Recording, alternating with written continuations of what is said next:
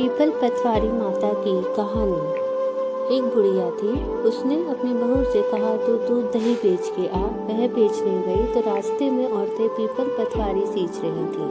उनको सींचता देखकर बहू ने पूछा, तुम ये क्या कर रही हो? औरतें बोली कि हम पीपल पतवारी सींच रही हैं, इससे अन्न और धन होता है। 12 वर्ष का बिछड़ा हुआ पति मिल जाता है।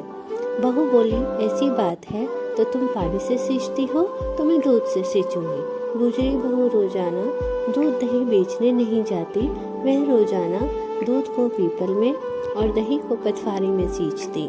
सास दूध दही का दाम मांगती तो कह देती, महीना पूरा हो जाने पर ला कर दूंगी। कार्तिक का महीना पूरा हो गया। पूर्णिमा के दिन बहू पीपल पतवारी के पास जाकर बैठ गई। पतवारी ने पूछा, तुम मेरे पास क्यों बैठ गई? बहू बोली कि सासू दूध दही का दाम मांगेंगी। पीपल पतवारी बोली कि मेरे पास क्या दाम रखा है? ये भरा डींगा पान पतूरा, इसको ले जा।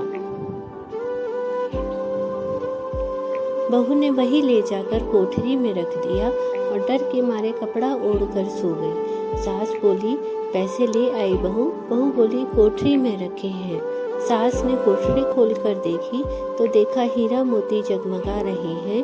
सास बोली, बहू इतना धन कहाँ से लाई? बहू ने आकर देखा तो सच्ची में ही धन भरा हुआ है। बहू ने सास को सारी बात बता दी। सास ने कहा, अब की कार्तिक मैं भी पतवारी सींचूंगी। कार्तिक आया, सास दूध दही तो भेज आती, हांडी धोकर पीपल पतवारी में चढ़ा देती। आकर बहू से कहती, मेरे से दाम मांग। वह कहती, सासू जी कोई बहू भी आपसे दाम मांगती होगी। बहू बोली, सासू जी पैसे ले आओ। तो सास पीपल पतवारी के पास जाकर बैठ गई। पीपल पतवारी ने सास को पान पतूरा डींडा दे दिया। उसने ले जाकर कोठरी में रख दिया। बहू ने खोल कर देखा तो उसमें कीड़े मकोड़े बिलबिला रहे हैं। बहू ने कहा, सासू जी यह क्या है? सास ने आकर देखा तो बोलने लगी, पीपल पतवारी बड़ी दोगली है, पटपीतन है, इसको तो धन दिया, मुझको कीड़ा मकोड़ा दिया।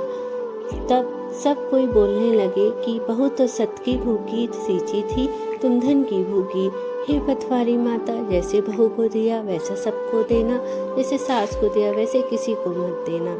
जय पतवारी माता की जय।